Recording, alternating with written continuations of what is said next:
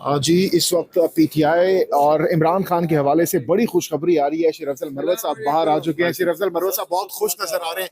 आज बड़ी इंटरेस्टिंग से बात हुई है। क्या कुछ अंदर हुआ, क्या खुशखबरी? बस हमारी तरफ से दलाइल हो गए हैं, हमारी तरफ से आर्गुमेंट्स हो गए हैं साइफर केस में। और कल जो है इंशाल्लाह उम्मीद है कि दूसरी साइड से खत्म होके कल ही शायद ऑर्डर हो जाए साइफर केस में।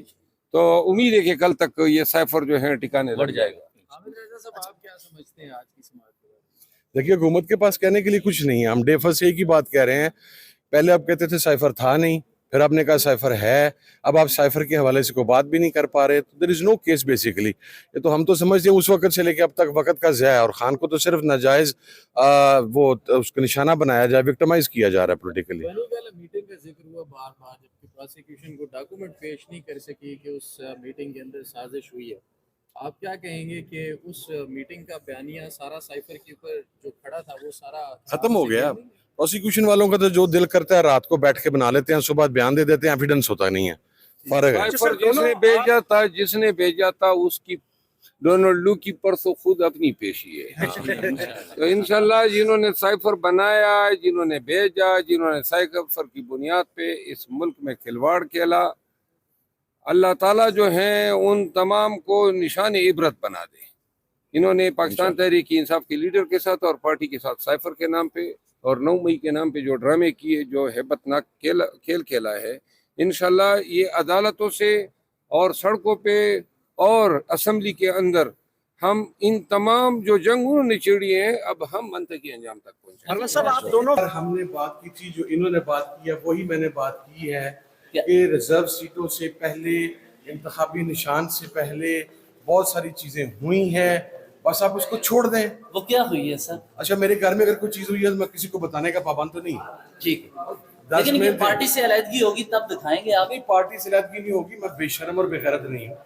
मैं खान के साथ खड़ा हूँ और मैं आखिरी दम तक खान के साथ खड़ा रहूंगा। अली जैदी भी दावा करते थे माथे में गोली लगी। अली जैदी था, मैं फजले करीम का बेटा हूँ। मैं 14 साल से मुस्लिम लीग नून की मुखालफत बर्दाश्त कर रहा हूँ। 150 FIR था मेरे पे नून लीग की तरफ से। बहुत शुक्रिया। ठीक है। सुनी जा सकती।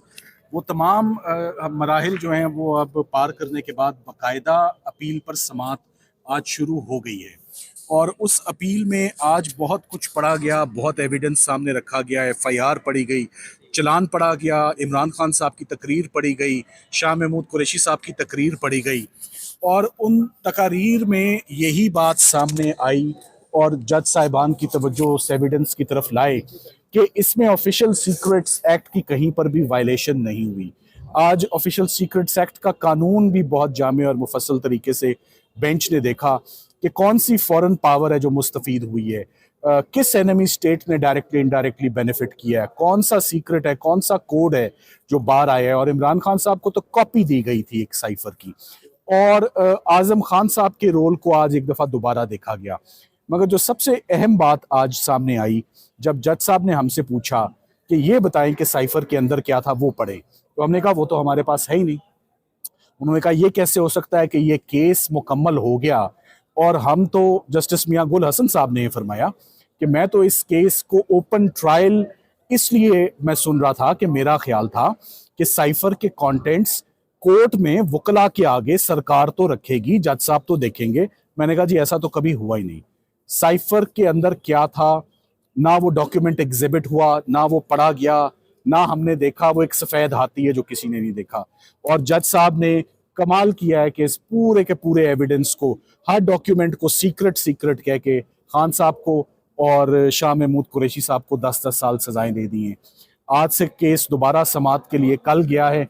कल जितने गवाहान फॉरेन ऑफिस के हैं और जितने गवाहान FIA के हैं, और आजम खान साहब जिनकी स्टेटमेंट 164 की रिकॉर्ड हुई, जो जिनकी असल जिम्मेदारी थी साइफर लेना, रिसीव करना, he was the guardian and custodian of cipher document, ये तमाम चीज़ें कल एविडेंस में पढ़ी जाएंगी। और हम उम्मीद करते हैं कि 2 दिनों के अंदर साइफर की अपील मुकम्मल होके तो इस पर इंशाल्लाह कोई फैसला आएगा। तो क्या सलमान सफदर साहब, आप रमजान के अंदर खान साहब की रिहाई देख रहे हैं? देखिए, जिस तेजी से 2-3 ट्रायल्स कंक्लूड हुए थे, गालिबन 5 दिन के अंदर 3 ट्रायल्स हो गए थे।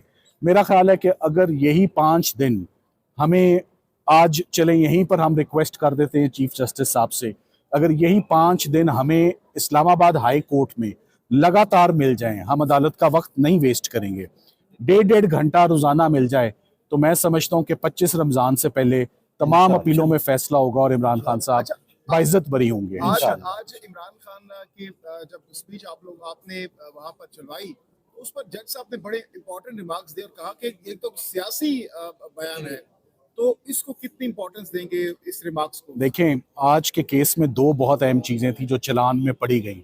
जब उन्होंने वो तकरीर पढ़ी जिस तकरीर की बुनियाद पर इमरान खान साहब को 10 साल सजा दी है कि आपने अवाम के साथ ये तमाम इंफॉर्मेशन शेयर कर ली है, जब वो तकरीर जज साहब ने सुनी तो उन्होंने कहा इसमें तो ऐसी कोई चीज़ नहीं है जो शेयर हुई है, जो कम्युनिकेट हुई है, या इसमें ये तो एक पॉलिटिकल कंटेंट है, इसका ये तो पॉलिटिकल स्पीच है। ना शाह महमूद कुरैशी साहब ने कोई ऐसी बात बताई है, ना इमरान खान साहब ने ऐसी बात बताई है, तो किसने इसको इंटरप्रेट कर लिया? ये बात सुप्रीम कोर्ट में भी हुई। सुप्रीम कोर्ट में जब ये कंटेंट्स पढ़े गए ट्रांसक्रिप्ट के, तो तीनों जजेस ने मुत्तफिका तौर पे सुप्रीम कोर्ट में ये कहा कि इसमें तो कोई ऐसी चीज नहीं है जो बेनिफिट करे किसी फॉरेन पावर को या इमरान खान साहब ने जो कम्युनिकेट किया हो। कुछ कम्युनिकेट नहीं हुआ, बल्कि ये भी नहीं पता कि जो उनके हाथ में चीज थी आया उसका साइफर से कोई ताल्लुक भी था या नहीं था। एक खत की बात हुई जो कि आज जज साहब ने कहा ये तो साइफर भी नहीं है, ये तो किसी कॉपी की बात हो रही है। सो किस्सा है मुख्तसर, सरकार का बहुत हद तक केस आज एक्सपोज हो चुका है। अभी बहुत थोड़ा सा केस पढ़ा गया है, अभी सिर्फ FIR पढ़ी गई है, चार्ज पढ़ा गया है, कानून पढ़ा गया है, और बहुत ज़्यादा शॉकिंग बातें सामने आई हैं।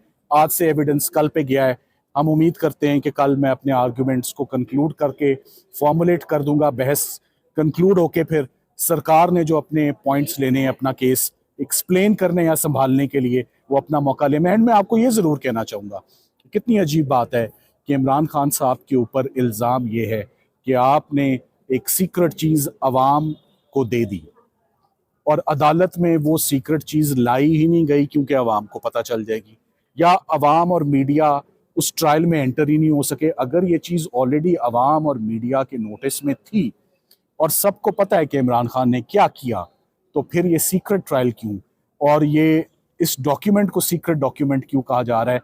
सीक्रेट डॉक्यूमेंट तो चले हो सकता है, वो एग्जिबिट ही नहीं हुआ, तो अगर वो एग्जिबिट ही नहीं हुआ तो वो सरकार के केस का हिस्सा ही नहीं है, वो इस्तगासे का हिस्सा ही नहीं है।